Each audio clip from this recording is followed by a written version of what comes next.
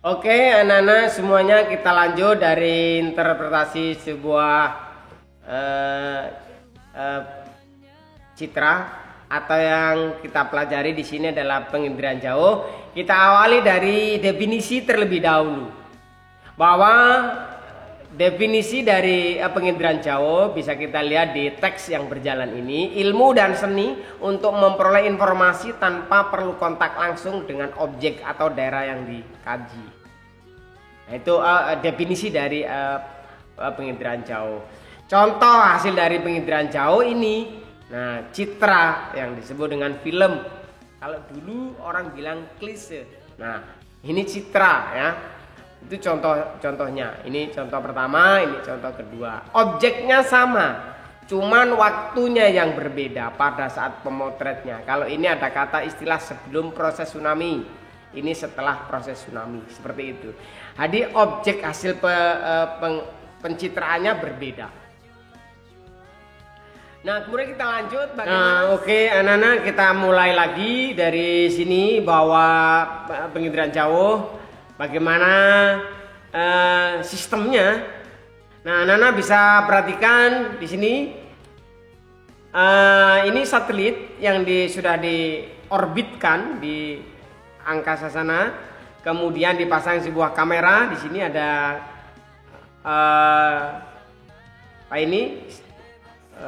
cahaya yang memantul ke arah objek atau bumi. Nah, kemudian cahaya dan dipantulkan berbentuk gelombang elektromagnetik yang seperti ini. Nah, ini sebagai mediumnya adalah atmosfer. Nah, kemudian ini adalah pemancar penerimanya dan kemudian di output. Nah, di output atau dicetak, dibuatlah gambar seperti ini. Nah, itu hasil dari proses penginderaan jauh. Kamera, objek, medium atau perantara ya.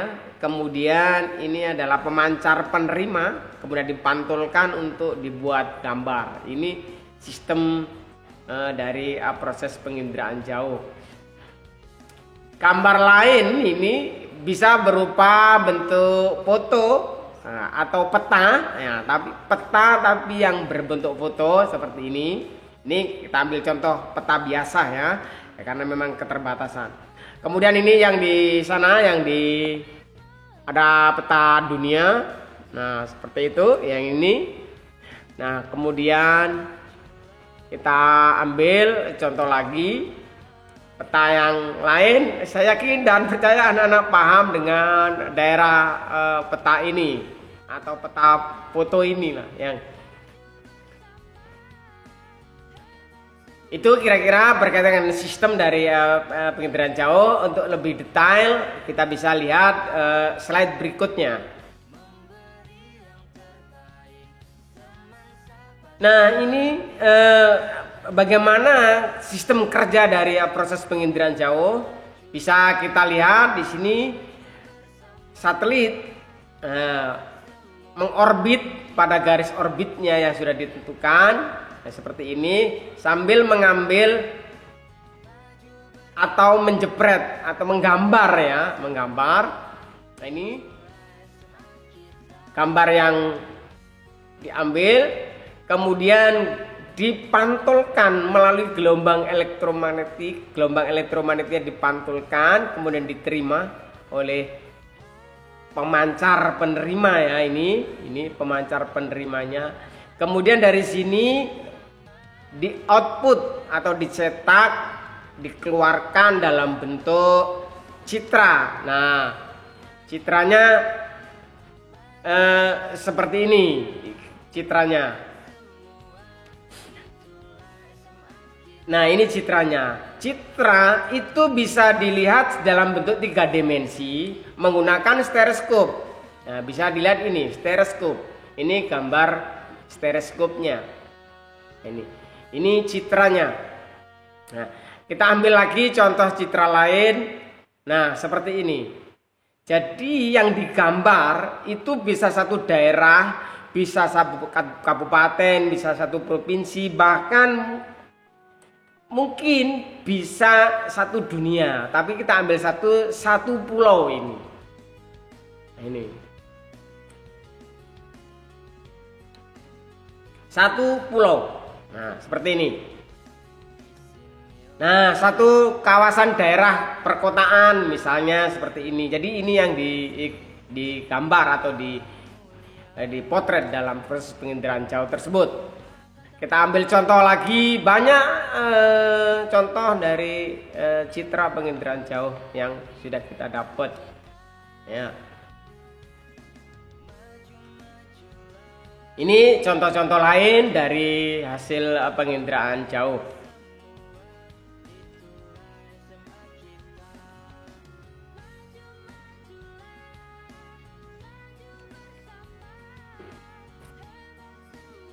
Oke anak-anak, komponen dari penginderaan jauh. Nah ini komponen dari penginderaan jauh. Pertama adalah sumber tenaga atau energi. Nah, medium atau perantara di sini atmosfer. Medium atau perantara di sini atmosfer. Nah, cari kita lihat ini. Kemudian berikutnya adalah interaksi dengan objek. Nah, ini proses pengambilan gambarnya. Ini komponen-komponen yang lebih lengkap ya. Bahwa dilengkapi dengan sensor. Nah, ini sensor. Kemudian komponen-komponen yang lain di sini adalah perolehan data. Nah, data inilah yang ada di dalam citra tadi, data yang diperoleh di dalam citra tadi yang sudah dipotret tadi. Nah, kemudian komponen berikutnya adalah pengguna data. Nah, jadi kita ulangi lagi bahwa komponen-komponen pendukung proses penginderaan jauh adalah sumber energi atau tenaga yang digunakan.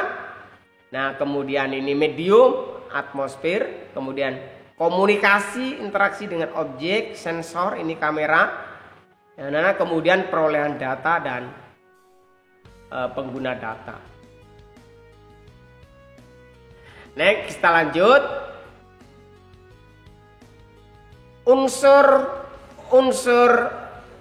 teknik interpretasi citra. Nah, unsur yang diinterpretasi dalam citra itu ronanya atau warna, rona dan warna, bisa kegelapan, kecerahan atau dan kegelapannya. Nah, kemudian unsur berikutnya adalah bentuk itu yang bisa U, bisa L, bisa S, bisa juga persegi panjang. Nah, kemudian ukurannya bisa jarak, bisa luas, tinggi, ataupun lereng, bahkan volume, namanya ukuran. Nah, kemudian tekstur. Nah, tekstur itu bisa kasar atau kalau teksturnya kasar itu misalnya contohnya adalah perumahan. Kemudian kalau teksturnya halus itu bisa lahan kosong atau tanah kosong yang tidak ada tanaman ataupun bangunannya. Nah, kemudian berikutnya adalah polanya. Yang namanya pola, bisa pola sungai. Ya, pola sungai itu bagaimana pola itu. Kemudian linier, kemudian mengelompok atau menyebar bahkan memanjang. Nah, ini pola sungai bisa pola sungainya bisa berbelok-belok, nah, atau yang disebut dengan meander. Kemudian linier, mengelompok itu memusat, menyebar dan memanjang. Nah, kemudian berikutnya adalah bayangan. Bayangan ini berkaitan dengan tinggi, misalnya ini tower. Oh, kita ambil contoh aja adalah Tugu Monas.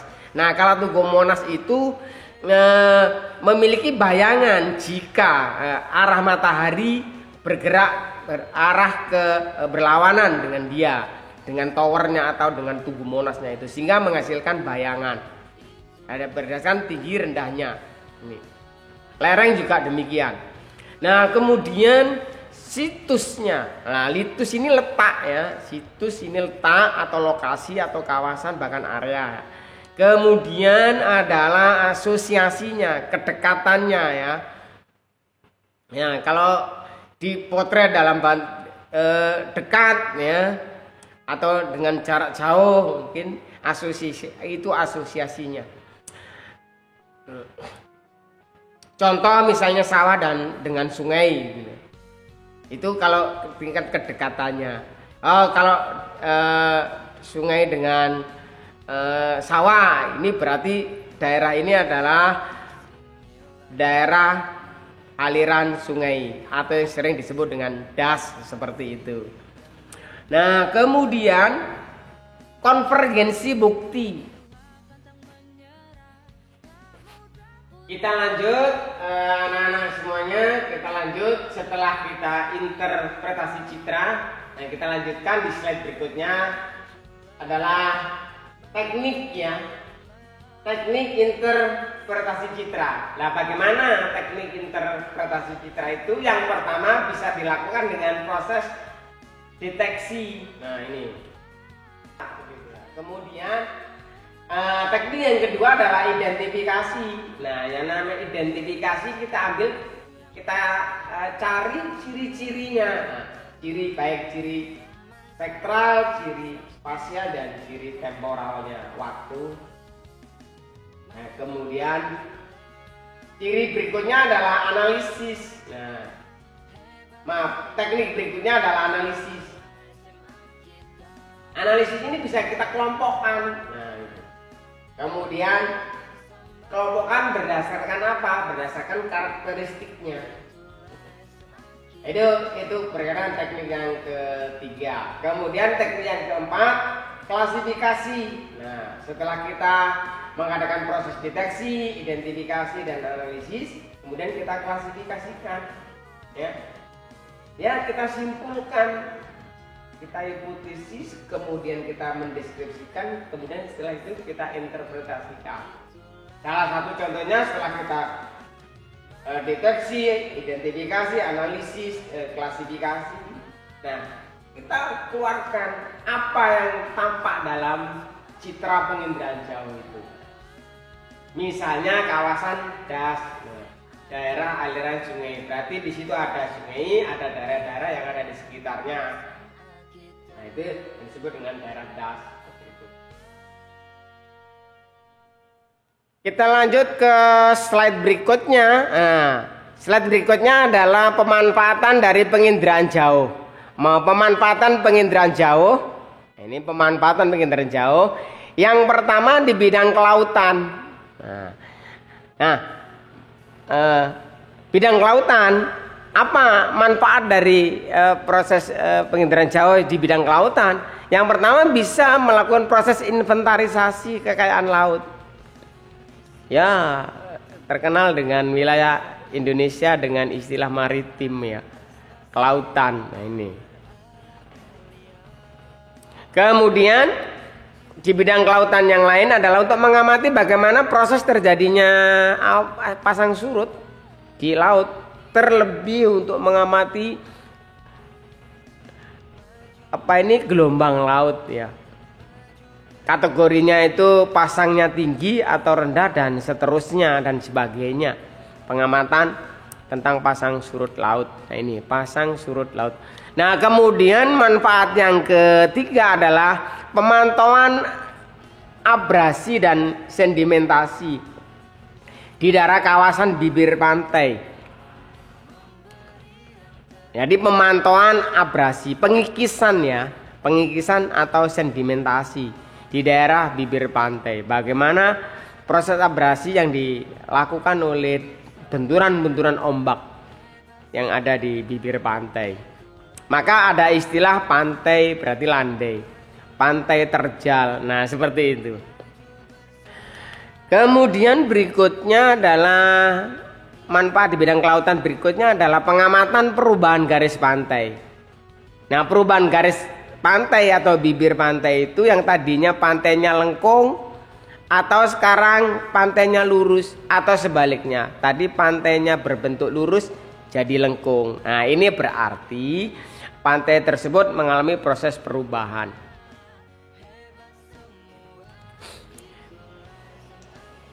Kita lanjut ke manfaat. Oke, kita lanjut pemanfaatan penginderaan jauh di bidang yang lain.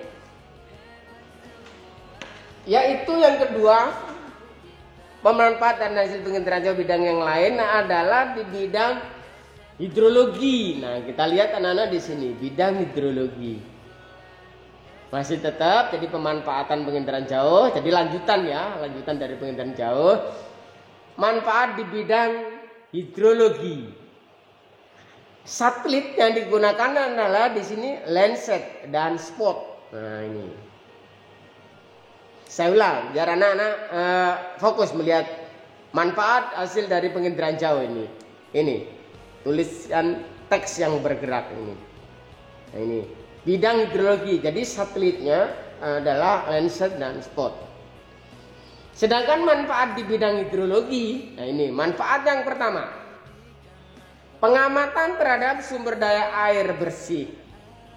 Kita amati sumber air bersih kita yang ada di kawasan wilayah Indonesia. Kemudian setelah kita amati kawasan air permukaan, air dalam tanah, ya, mungkin air-air yang ada di seluruh kawasan wilayah bumi Indonesia kita. Nah, setelah itu nanti kita apa ya istilahnya? Kita gadang-gadang untuk apakah sumber air tersebut? Apakah untuk pengairan sawah atau untuk sarana MCK, rumah tangga, ataupun untuk kegiatan industri, ataupun bahkan untuk PLTA, pembangkit listrik tenaga air dan sebagainya.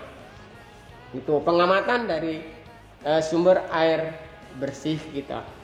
Kemudian pengamatan bidang hidrologi berikutnya adalah pengamatan perkembangan das. Nah, ini. Kemarin di sesi berikutnya ada istilah das. Apa das? Nah, ingat, masih ingat? Siapa ingat? Ayo. Das, daerah aliran sungai. Nah, perkembangannya bagaimana? Karena daerah aliran sungai ini biasanya rawan terhadap proses luapan air. Nah, luapan air yang ada di sekitar sungai adalah banjir. Nah, seperti itu. Ingat anak-anak lagi di kawasan Indonesia, wilayah utara Kalimantan ya, di Kalimantan ya maksudnya, ada sungai besar, Sungai Kapuas, Sungai Mahakam, Sungai Barito, di Sumatera Sungai Musi, ya, sungai yang di Jawa, sungai yang paling populer adalah Bengawan Solo misalnya itu. Ya, pengamatan perkembangan das aliran daerah aliran sungai. Manfaat di bidang hidrologi berikutnya adalah pemetaan irigasi drainase sungai. Pemetaan irigasi drainase dan sungai. Irigasi, saluran irigasi biasanya untuk pengairan sawah. Drainase itu definisi yang paling cocok di sini adalah pengatusannya, ya, pengatusan air. Nah, air yang ada di darat dimasukkan ke dalam drainase atau yang disebut dengan saluran air ini. Sungai, ya pastilah anak-anak tahu istilah sungai ya, nggak asing lagi ya sungai. Nah, dipetakan. Nah, berapa sih luasnya, berapa panjangnya sungai yang ada di Indonesia ini, ya, maka ada istilah sambung menyambung. Sungai kita kalau kita panjangkan ya mungkin lebih dari Amazon kali ya. Oke, kita panjangkan dari sungai semua sungai di Kalimantan kah, di Jawa, Sumatera, bahkan di Papua ya, Irian Jaya. Nah, kemudian manfaat bidang hidrologi berikutnya adalah pengamatan pengelolaan das. Nah, daerah aliran sungai ini kita kelola. Nah, kalau bahasa kerennya ini kita gadang-gadang. Nah, untuk apa daerah aliran sungai itu? Apakah cocok untuk kawasan pertanian, apakah cocok untuk perladangan, ataukah mungkin lebih cocok untuk membangun waduk. Nah seperti itu. Jadi diamati terlebih dahulu, kemudian kita kelola, kita gadang-gadang, kita rencanakan untuk apa. Nah seperti itulah disebut dengan pengamatan dan pengelolaan dari das atau daerah aliran sungai. Nah itulah anak-anak pemanfaatan penginderaan jauh di bidang hidrologi yang menggunakan proses pencitraannya adalah menggunakan satelit, lenset dan spot.